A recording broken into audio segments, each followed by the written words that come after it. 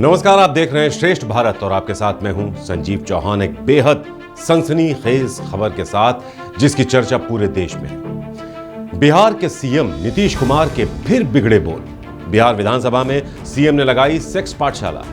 भरी सदन में सीएम ने किया महिलाओं को शर्मसार। हंसते हंसते बेशर्मी से पढ़ाया सेक्स एजुकेशन का पाठ। जो पुरुष है वो तो रोज रात में जो सतिया होता है उसके साथ करता है ना, तो उसी में और पैदा हो जाता है। और लड़की पढ़ लेती है तो हमको मालूम था कि वो करेगा, ठीक है, लेकिन अंतिम में भीतर मत घुसाओ, उसको बाहर कर दो। तो सुना आपने कितनी बेशर्मी से बिहार के मुख्यमंत्री भरी सदन में सेक्स एजुकेशन का पाठ पढ़ा रहे हैं। कैसे विधानसभा में सीएम नीतीश कुमार गंदे गंदे एक्शन कर रहे हैं। उनको इतनी भी शर्म नहीं कि जिस सदन में वो सेक्स एजुकेशन क्लास चला रहे हैं वहां बहुत सी महिलाएं बैठी हुई हैं। वो महिलाएं जिन्हें जनता खुद चुनकर सदन में भेजती है। वो महिलाएं जो कंधे से कंधा मिलाकर देश के माननीयों के साथ देश चला रही हैं। आज उन्हीं महिलाओं का सर शर्म से झुक गया है। सीएम के गंदे गंदे एक्शन देखकर आज उन्हीं महिलाओं को रोना आ गया। आंसू क्यों है? अब ये पूरा मामला सुनिए कि आखिर बिहार की सत्ता संभालने वाले सीएम नीतीश कुमार आखिर इतने बेशर्म हो क्यों गए। बिहार विधानसभा में जातिगत गणना के दौरान हुए आर्थिक सर्वेक्षण पर अपनी रिपोर्ट पेश करते हुए मुख्यमंत्री नीतीश कुमार ने महिला पुरुष के शारीरिक संबंधों को लेकर ये विवादित टिप्पणी की है। न सिर्फ महिला पुरुष के बीच संबंधों को सीएम साहब हंसते हुए बेशर्मी से बयान करते दिखे, बल्कि उन्होंने आर्थिक सर्वेक्षण में महिलाओं की बढ़ रही साक्षरता और प्रजनन दर के संदर्भ में भी काफी बातें कही। पहले एक बार फिर से बिहार के सबसे सम्मानित पद पर बैठे सीएम साहब के आज तक के सबसे बेशर्म बोल आपको एक बार फिर से सुनवाते हैं, फिर इस चर्चा को आगे बढ़ाएं। जो पुरुष है वो तो रोज रात में जो सतिया होता है उसके साथ करता है ना, तो उसी में और पैदा हो जाता है। और लड़की पढ़ लेती है तो हमको मालूम था कि वो करेगा, ठीक है, लेकिन अंतिम में भीतर मत घुसाओ, उसको बाहर कर दो। करता तो है, तो उसी में अब समझ लीजिए संख्या घट रही है। अब आप जान लीजिए कि जो संख्या थी पहले, आप पत्रकार लोग भी ठीक से समझिए मेरा बतवा को, याद करिए। अब पहले क्या था, अरे सुनो, 4.3, अब घटते घटते लास्ट ईयर के पहले ही जो रिपोर्ट आई है, अभी तो और हम कहें नया रिपोर्ट दे दो, तो 2.9 पर पहुंच गए। सीएम साहब को विधानसभा में सेक्स एजुकेशन क्लास चलाने का ऐसा भूत सवार हुआ कि वो इतने पर भी नहीं रुके। नीतीश कुमार ने आगे ये भी बताया कि कैसे महिलाओं में साक्षरता बढ़ने से बिहार में उनमें प्रजनन दर कम हो रही है। बाकायदा आंकड़ों के साथ सीएम नीतीश कुमार ने अपनी सेक्स एजुकेशन क्लास को आगे बढ़ाया और महिलाओं की जिंदगी के सबसे निजी पलों की बेशर्मी से व्याख्या की। न सिर्फ बिहार की जनता को बल्कि पूरे देश की जनता को सेक्स एजुकेशन के बारे में जागरूक किया जाना चाहिए। इस बारे में किसी को कोई परेशानी नहीं है, लेकिन पर्देदारी भी एक चीज है और कुछ मामलों में बोलते वक्त शब्दों का चयन बहुत जरूरी होता है। क्या विधानसभा जैसे पटल पर मुख्यमंत्री जैसे शख्स को ऐसे संवेदनशील और निजी मुद्दे पर ऐसी भाषा का इस्तेमाल शोभा देता है? क्या ये मुख्यमंत्री का काम है कि वो भरे सदन में महिलाओं को लेकर अपनी ओछी सोच को इस कदर बेशर्मी के साथ सबके सामने जगजाहिर करे? बिहार के मुख्यमंत्री ने फोकट की वाहवाही बटोरने के लिए जिस बेशर्मी से ये आंकड़े सदन के सामने रखे हैं और ये बताने के लिए जिन शब्दों का इस्तेमाल किया है, उसे सदन की गरिमा ही नहीं बल्कि किसी सार्वजनिक मंच के अनुरूप नहीं माना जा सकता। लेकिन उनका चेहरा देखकर ये कतई नहीं लग रहा कि उन्हें रत्ती भर भी एहसास है कि वो कहां और किस मंच पर ऐसी गंदी बातें बोल रहे हैं। अगर ये सस्ती लोकप्रियता बटोरने की सोची समझी रणनीति थी तो वाकई शर्म की बात है। नीतीश कुमार ने ये जो बयान दिया है, इस पर अब बिहार से लेकर दिल्ली तक सियासत गर्म हो गई है। बीजेपी से अलग होकर आरजेडी और कांग्रेस का दामन थामने वाले नीतीश कुमार पर अब भारतीय जनता पार्टी हमलावर हो गई है। बिहार बीजेपी के अध्यक्ष सम्राट चौधरी ने बिहार सीएम के इन विवादित शब्दों पर कड़ा एतराज जताते हुए उन पर खुलकर हमला बोला है। चौधरी ने कहा कि नीतीश के बयान ने बिहार की 6.5 करोड़ महिलाओं को अपमानित किया है। उन्होंने कहा कि उनके इस शर्मनाक बयान के बाद अब मां और बहनें उनकी सभा में जाने तक से कतराएंगी। पूरे बिहार की 6.5 करोड़ महिलाएं शर्मसार हो गई। बिहार में मां और बहन नीतीश कुमार की सभा में जाने से भागेंगे। नीतीश बाबू क्या हो गया है? जब तक हम लोगों के साथ थे तो आप तो अच्छा बर्ताव कर रहे थे लोगों से। क्या हो गया है? ये राजद के साथ, कांग्रेस पार्टी के साथ आप जाने के बाद आपकी स्थिति गड़बड़ा गई है। दोनों सदन में जिस तरह उन्होंने कहा, हमारी जो बहनें माननीय सदस्य हैं वो तो शर्मसार हो गई। लोकतंत्र में इससे बड़ा दुर्भाग्य कुछ नहीं हो सकता। विधानसभा जो होती है एक बड़ी सेक्रेट जगह होती है। वो एक आम रोड पर बैठकर या किसी घर की चारदीवारी में बैठकर गुफ्तगू करने की जगह नहीं है। वो उसका एक मुकाम होता है, उसका एक इकबाल होता है।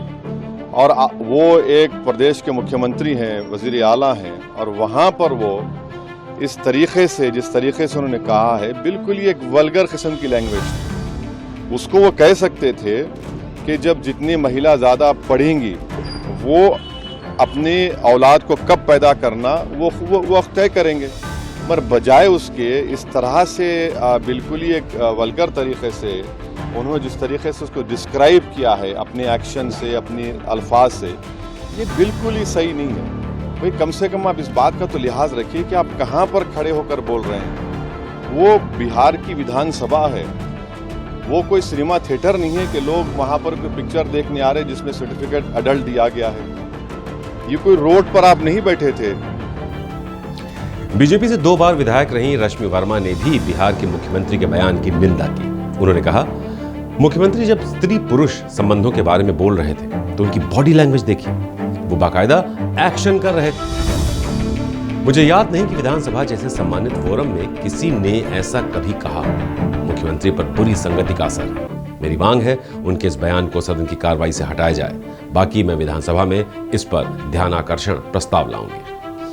वहीं मंगलवार को जनसंख्या नियंत्रण पर सीएम नीतीश कुमार के अटपटे बयान पर बीजेपी की एमएलसी निवेदिता सिंह फूट फूट कर रोने लगी।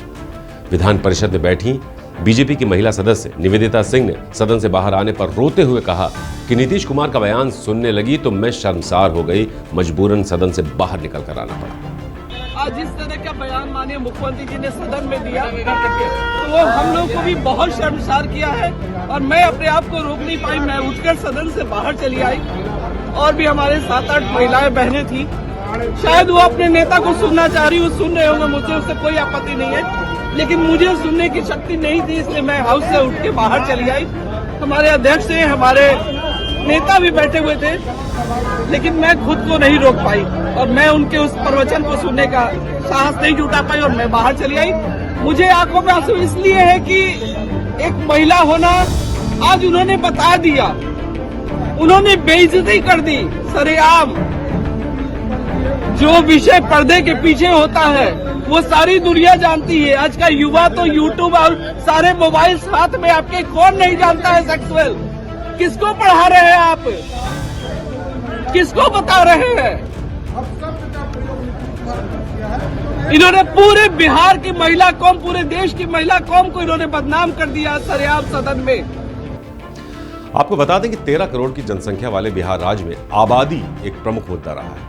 नीतीश सरकार ने साल 2005 में सत्ता संभालने के बाद इस पर काम करना भी शुरू किया। नीतीश सरकार ने प्रजनन दर कम करने के लिए महिलाओं की शिक्षा पर जोर दिया। इस आर्थिक सर्वेक्षण के मुताबिक महिलाओं की साक्षरता दर 51.5% से बढ़कर 73.91% हो गई है। नीतीश कुमार ने इसका जिक्र करते हुए सदन को बताया, मैट्रिक पास करने वाली लड़कियां 24,81,000 से बढ़कर 55,90,000 हो गई। इंटरमीडिएट पास करने वाली 12,55,000 से बढ़कर 42,11,000 और ग्रेजुएट या उससे ज्यादा पास छात्राओं की संख्या 4,35,000 से बढ़कर 34,61,000 हो गई है। नीतीश कुमार ने आगे कहा कि प्रजनन दर पहले 4.9% थी, 4.9% थी। लड़कियां जब पढ़ लेती हैं तो प्रजनन दर घटती है। अब ये घटते घटते 2.9% हो गई है, जिसे 2% करना चाहते हैं। लड़कियों की पढ़ाई का फायदा हो रहा है। इसी बयान को लेकर उन्होंने स्त्री पुरुष संबंध को लेकर भी पूरे एक्शन के साथ आपत्तिजनक टिप्पणी कर दी, जिस पर अब राज्य के विपक्षी दल हमलावर हो गए हैं। लेकिन विपक्ष और मीडिया की तरफ से हो रही आलोचनाओं के बीच बिहार के उप मुख्यमंत्री तेजस्वी यादव अपने सीएम के बचाव में सामने आए। जी, उन्होंने कहा कि सीएम के बयान को गलत तरीके से पेश किया जा रहा है। वो सिर्फ सेक्स एजुकेशन के बारे में लोगों को जागरूक करना चाहते हैं और इसमें कुछ भी गलत नहीं है। गलत मतलब निकालता है तो ये गलत बात है। एक तरह से जो भी मुख्यमंत्री का बयान आए तो सेक्स एजुकेशन के बारे में, और जब भी सेक्स एजुकेशन की बात की जाती है तो इसकी लोग जो है शर्माते हैं, हिचकते हैं, तो उससे लोगों को बचना चाहिए। तो स्कूलों में पढ़ाई होती है भाई, साइंस बायोलॉजी ये तो स्कूलों में पढ़ाई होती है, बच्चे पढ़ते हैं भाई। तो हमको लगता है अगर सेक्स एजुकेशन की अगर बात है, उनका कहने का मतलब आबादी कंट्रोल जो है क्या करना है, वो प्रैक्टिकली बात जो भी आती है उन्होंने अपना बात किया। तो इससे लोगों को गलत तरीका में नहीं लेना चाहिए, एतराज नहीं लेना, but it should be more taken as a sex education. वहीं जेडीयू प्रवक्ता अंजुम आरा ने भी नीतीश कुमार का बचाव करते हुए कहा कि जो प्रजनन दर घटी है उसकी वजह शिक्षा ही है बेटियों की। मुख्यमंत्री जी उसी अचीवमेंट की बात कर रहे थे, बाकी बातें बेमानी हैं, हमें अपनी उपलब्धियों पर फोकस करना चाहिए, अंजुम आरा ने यह कहा। हालांकि पहली बार नहीं है जब नीतीश कुमार ने मानवीय संबंधों को लेकर कोई विवादित बयान दिया।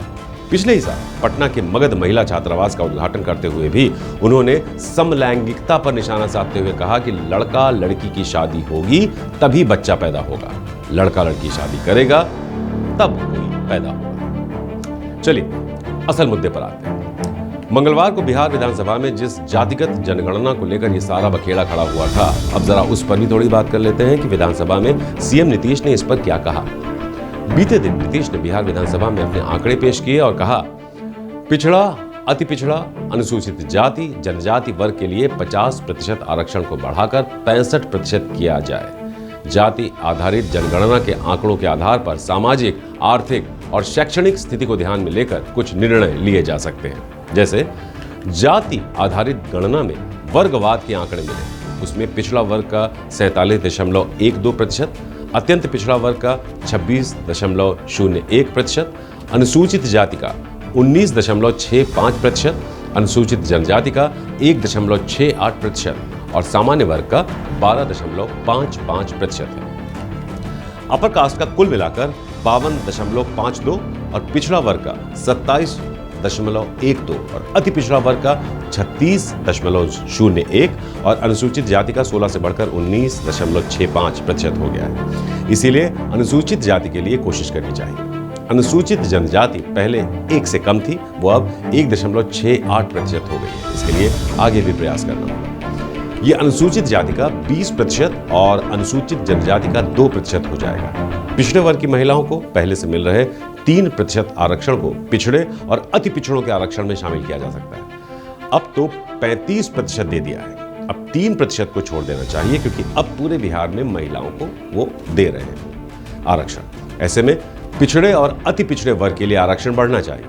जो 50% है वो कम से कम 65% कर दें। 10% अपर कास्ट का पहले से है, 65 और 10% मिला दें तो कुल 75% आरक्षण हो जाता है।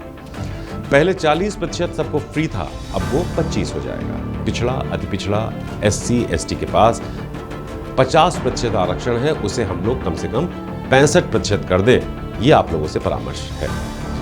दरअसल 2024 चुनाव से पहले देश के तमाम सियासी दल जातिगत जनगणना के आधार पर अभी से अपने वोट बैंक को साधने में लगे हुए हैं। ये शिगुफा भी बिहार के सीएम नीतीश कुमार ने ही छेड़ा था, जिसके बाद कांग्रेस, बीजेपी समेत तमाम सियासी दलों से प्रतिक्रिया आई और सबने इसे लपक लिया और अपने अपने चुनावी एजेंडे में शामिल कर लिया। चलिए वो सब तो ठीक है, चुनाव जीतने के लिए सियासी दलों को इस तरह की चुनावी हथकंडे अपनाने ही पड़ते हैं। लेकिन यहां सवाल यह है कि सदन के सम्मानित पटल पर किसी मुख्यमंत्री की इस तरह की ओछी बयानबाजी और हरकतें कितना सही हैं। बीजेपी से अलग होने के बाद से सीएम नीतीश कुमार ने कई मंचों से कुछ ऐसे काम और कुछ ऐसे बयान दिए जो न सिर्फ उनके लिए मुसीबत का सबब बन जाते हैं, बल्कि उन्हें कड़ी आलोचनाओं का सामना भी करना पड़ता है। लेकिन फिर भी नीतीश कुमार हैं, मानते ही नहीं। देश का प्रधानमंत्री बनने का ख्वाब देखने वाले सुशासन कुमार को जैसे अब आलोचनाओं की आदत सी हो गई।